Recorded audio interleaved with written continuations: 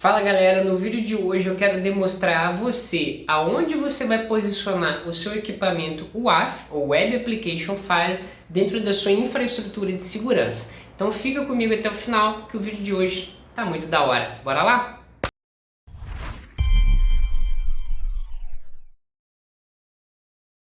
Para a gente poder entender aonde que a gente faz o posicionamento do WAF, eu queria fazer uma breve consideração contigo antes. Muitas pessoas, quando a gente fala sobre segurança ou infraestrutura de segurança, automaticamente já associa a equipamentos como, por exemplo, o firewall. Embora o firewall ele seja um equipamento bastante importante dentro da infraestrutura, ele não é o elemento core, ou mesmo não é o único elemento que a gente possa utilizar para, por exemplo, ter uma bala de prata para manter o nosso ambiente seguro. Isso é até mesmo uma dúvida de muita gente. Pô, será que confiar toda a segurança da minha empresa em apenas um equipamento é uma boa ideia? Bom, você já pode estar imaginando que não.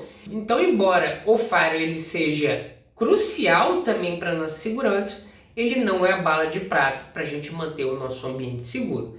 E para isso eu quero mostrar para você os principais componentes de uma infraestrutura de segurança que serve para, por exemplo, proteger clouds, aplicações, servidores físicos, servidores IVM, proteger a sua empresa ou o seu data center como um todo. Normalmente essa arquitetura que eu vou apresentar aqui para você, ela é utilizada por grandes players e as empresas maiores de médio, grande porte buscam esse tipo de arquitetura que a gente vai apresentar aqui hoje.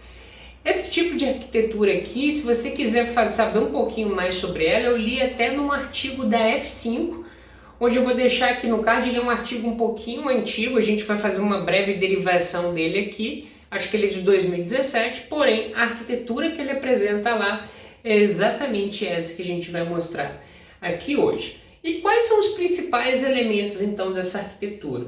A gente tem, por exemplo, a nossa App Infrastructure, ou a infraestrutura de aplicativos ou serviços que estão rodando dentro do nosso data center ou da nossa empresa, onde esses serviços vão estar hospedados, por exemplo, na cloud ou em containers, se você estiver rodando Docker dentro da sua rede, a VM tradicional ou mesmo de servidores tradicionais. Então as suas aplicações, bancos de dados, informações da sua empresa como um todo podem estar hospedadas aqui na nossa infraestrutura de aplicativos. Além disso, a gente tem, é claro, os devices ou os clientes que vão fazer consumo dessa infraestrutura de aplicativos. A gente tem aqui, por exemplo, computadores de usuários, serviços médicos que podem fazer consumo desse tipo de recurso, ou mesmo coisas, né, se a gente estiver falando de IoT, ou mesmo telefone VoIP ou PABX, todos eles podem fazer consumo desse tipo de infraestrutura. E como hoje a segurança é um elemento fundamental aí na construção de qualquer rede, os principais elementos que compõem a nossa infra de segurança, desde o momento que o pacote sai aqui do nosso dispositivo do usuário até chegar lá na nossa camada de aplicação, ele passa por uma série de equipamentos. Equipamentos como DDoS Protection, se a gente estiver falando aí de equipamentos como Arbor, ou se você estiver contratando links que já entregam a mitigação DDoS ou clouds de mitigação, esses são os principais elementos aí para você evitar alto consumo de banda ou esgotamento de recursos dos seus equipamentos. Até por isso, ele é o primeiro elemento de segurança que normalmente a gente tem dentro da nossa infraestrutura.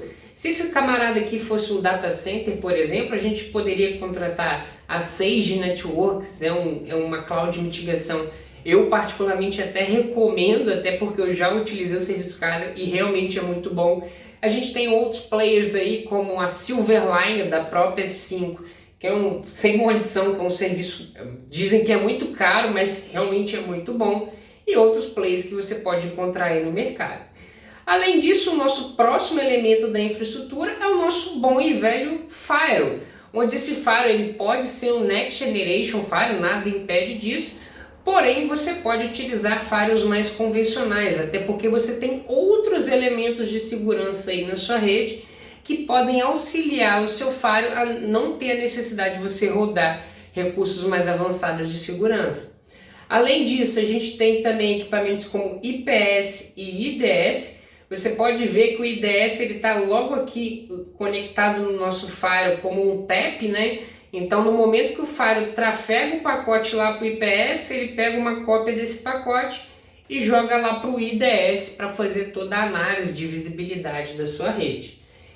Beleza, a gente tem o IPS, onde a gente vai fazer toda a parte de análise de comportamento das aplicações e fluxos que passam por ele com base das assinaturas que o IPS tem. E por fim, a gente vai chegar aqui no Load Balance, onde o Load Balance, o próprio nome dele já diz que é o balanceamento de carga, onde vai te permitir que, caso você tenha mais de um equipamento, o WAF dentro da sua rede. Então o Load Balance vai fazer esse balanceamento aqui com equipamento ou equipamentos WAF que você tem, para por fim o WAF fazer toda a análise comportamental com base na Web Application, então na camada 7 ali, principalmente nas aplicações web. Então você pode notar que o WAF normalmente ele é um dos últimos equipamentos ali posicionados na nossa infraestrutura de segurança. Depois de toda aquela análise ali do Firewall, do IPS, do Load Balance, até do DDoS Protection, que o WAF ele vai fazer o trabalho mais duro com base nas aplicações também e assinaturas que ele contém. Então essa normalmente é a nossa infraestrutura de segurança. Entretanto, a gente pode ter uma outra variação dela, que é o que a gente vai mostrar agora. Embora essa arquitetura ela seja bastante parecida, a gente apenas adicionou um Load Balance aqui atrás do WAF. A recomendação da própria F5, por exemplo, é que você posicione o seu WAF aqui logo atrás do Load Balance, isso por questões de escalabilidade. E para melhorar ainda essa arquitetura é que você tenha um WAF ali entre Load Balance. O primeiro Load Balance aqui você consegue ali fazer um balanceamento de carga nos equipamentos WAF como um todo, então se você tiver mais de um WAF aqui, o seu Load Balance vai distribuir a carga entre eles. E além disso, você pode ali jogar para outro Load Balance que vai fazer o Load Balance novamente, porém no sentido das aplicações, onde você, por exemplo, pode ter 3 servidores rodando a mesma aplicação. Você coloca um Load Balance ali logo atrás do nosso WAF, que ele também vai fazer esse balanceamento. Então, o posicionamento do WAF dentro da nossa infraestrutura de segurança como um todo, ele está entre os Load Balance. Se você tiver apenas um, a própria F5 recomenda que você coloque o Load Balance antes do WAF. E se você tiver, no melhor dos mundos aí, 2 Load Balance, que você coloque antes e depois desse tipo de aplicação. Isso, tá, pessoal, é com base nas recomendações desse próprio artigo que eu vou deixar aqui para vocês. Então não sou eu que estou falando, é apenas modelos que você pode utilizar nas infraestruturas de hoje em dia. O problema do artigo, problema não, né? Até porque na época que ele foi escrito, ele não fez essa consideração, que era a questão da inspeção SSL. Por exemplo, se você olhar lá no artigo, ele pode ver que você coloca o IPS e o IDS junto aqui, para, por exemplo, em paralelo dentro da nossa rede. Esse tipo de inspeção, onde você espelhava o tráfego aqui para uma ferramenta coletora como o IDS, um IPS, onde esse IPS ia tomar determinada ação, ele não funciona mais quando a gente está falando nas criptografias mais atuais, como por exemplo no TLS 1.3.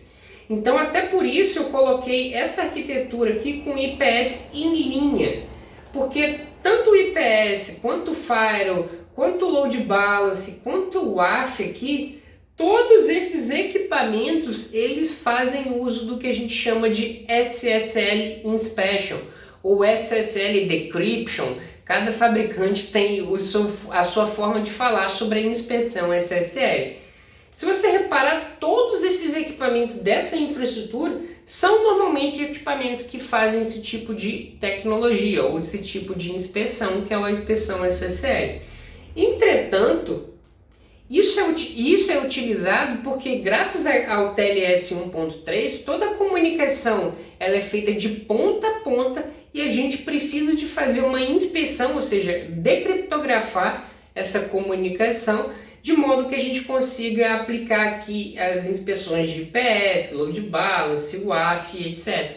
Se a gente não tiver nenhum SSL inspection, a comunicação vai passar por todos os elementos aqui da nossa rede e os nossos equipamentos não vão conseguir decriptografar ou inspecionar nenhum tipo de tráfego. Se você está boiando nesse papo que a gente está falando agora de inspeção, eu vou deixar um vídeo aqui no card para você dar uma olhada, onde a gente fala exatamente sobre esse tipo de decriptografia SSL e o que é o SSL. Então, normalmente nas redes de hoje em dia, onde a gente coloca esse nível de inspeção dentro da nossa rede, se a gente fizer com esses elementos aqui em série, você pode ver que eu tenho um problema. Até porque quando o pacote chegar aqui, por exemplo, no IPS, o IPS vai ter que ir lá, decriptografar o pacote, analisar o pacote, criptografar o pacote novamente, encaminhar para o load balance, sei lá, vai fazer algum tipo de inspeção nele, vai decriptografar o pacote, analisar o pacote, criptografar novamente, mandar para o WAF vai decriptografar. Você pode ver que você começa a adicionar no seu pacote ali uma latência a mais. Até porque a inspeção SSL, ela demanda um delay maior do que um processamento de um pacote que está sem decriptografia, e além disso ele consome bastante recurso do seu hardware. E para a gente resolver esse problema, normalmente a gente coloca o que a gente chama de Visibility Tool, ou muitas empresas chamam de SSL Orchestrator, ou são, por exemplo, os equipamentos como o F5, o McAfee tem uma caixa dessa, se eu não estou enganado, tem a Gigamon também, que são equipamentos que eles fazem basicamente o que? Eles pegam um pacote aqui criptografado, decriptografa o pacote e alimenta as ferramentas. Então todo o tráfego que passa aqui, ó, ele é decriptografado. E o que essas ferramentas de visibilidade fazem? Então eles, por exemplo, pegam esse tráfego que agora está decriptografado, ele passa, por exemplo, esse tráfego por um IPS, tudo isso decriptografado, passa por um load balance, passa por um WAF, passa por um outro load balance, chega aqui embaixo, ele decriptografa o pacote novamente, porque ele fez todas as inspeções ali em todos os elementos de segurança da nossa rede. Após isso, ele criptografa o pacote novamente e manda para a aplicação. Então, hoje em dia, nas infraestruturas de segurança mais modernas, normalmente a gente tem esse tipo de equipamento aqui. E com ele, você pode notar que a gente não tem todo aquele processo de ficar abrindo o pacote, decriptografa ele, analisa o pacote, depois criptografa ele novamente, reassina ele com certificado, porque quando você decriptografa você precisa isso. Com esses equipamentos de visibility aqui, você simplesmente abre o pacote uma vez, alimenta as ferramentas, a gente chama de alimentar, porque você pode controlar por onde esses pacotes vão ser encaminhados ou não, passa por todos os níveis de inspeção que você tem dentro da sua rede, criptografa novamente e entrega o tráfego lá para a sua aplicação.